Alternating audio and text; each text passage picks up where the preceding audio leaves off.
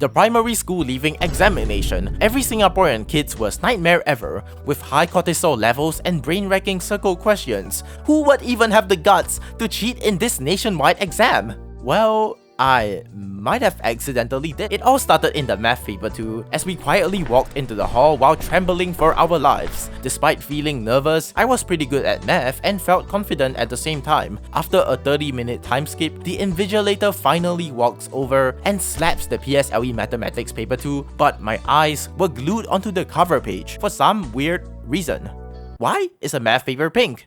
Isn't the official color for math supposed to be like orange or yellow or blue? Eventually, it was 15 minutes before 10:30, and as part of the rules, we could flip through the pages to check for any printing errors. The sounds of papers cheek-slapping one another reverberated through the hallways. I flipped open the cover page, which was pink, and I think that I saw that the color behind the cover page was not pink.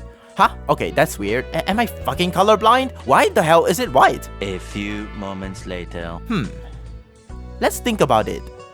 If the front of the cover page was pink, and if the back of the cover page was white, what color was it actually? Between the two sides of the paper! Having just eaten the brain fruit, I slid my fingernail right below the cover page and pried open a section of it. And I stared into this microscopic void that was the thickness of the paper.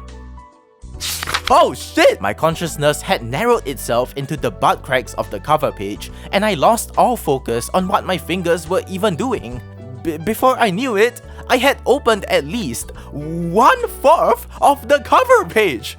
Part of it was not during the time frame that we were even supposed to check our papers. And the invigilators were all from other schools, so if they caught me, they would have like zero chances of even letting me off. What made it worse was that the lead invigilator would repeat this announcement like some kind of copypasta.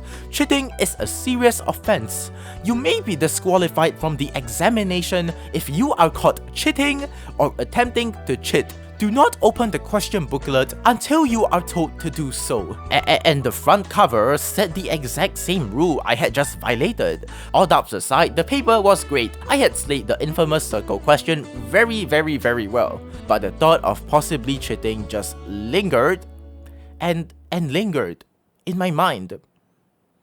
Even when I was studying for my science paper. This is me, okay? This is my pencil case. If my pencil case was blocking the lead invigilator, they can't see me at all, right? Oh, wait. There's probably a teacher behind me and my future's gonna be ruined. Oh shit. My phone also had a parental control system that locked me out, but my genius 12-year-old self had found the glitch.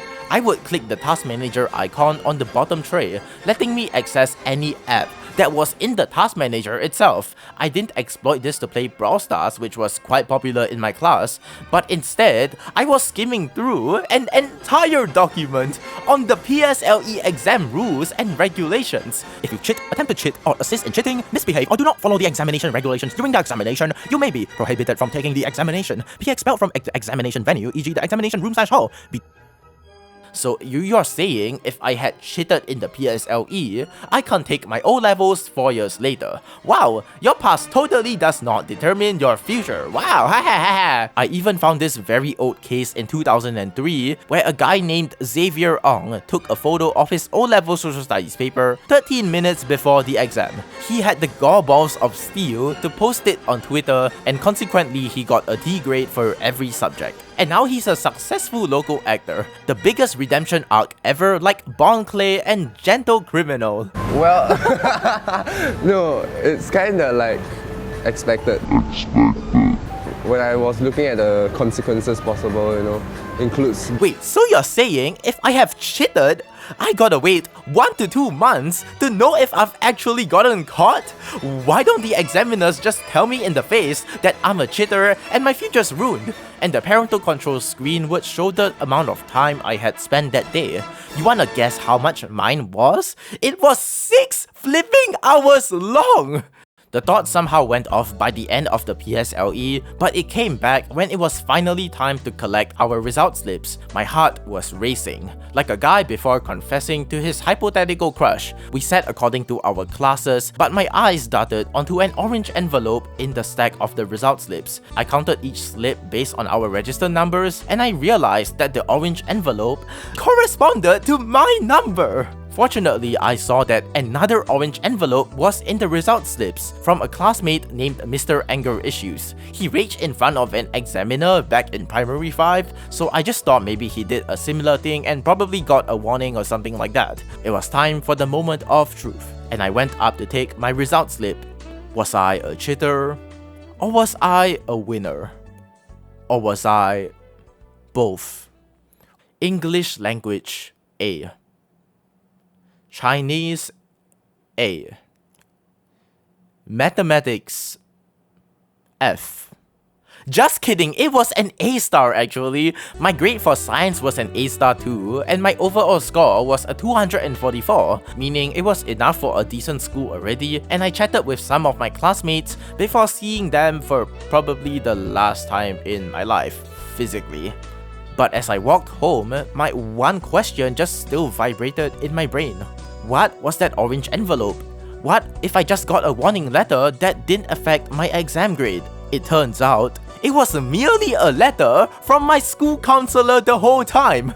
The cheating allegations I had formed in my head were finally disproven. And today, I'm a student at a higher level of education with not so good grades to be fair, but I'm glad to say that I made it through the exam that was every Singaporean kid's worst nightmare. Anyways, please subscribe cause I need clout and my sub count has dropped very significantly. This is actually a remake of an old video I had made of a story I had published on Reddit or like some time ago, and I think I'll be more proud of this draft instead of the old one cause I think it's just more polished in general. Yeah, okay, stay safe and please remember to flush the toilet. Bye.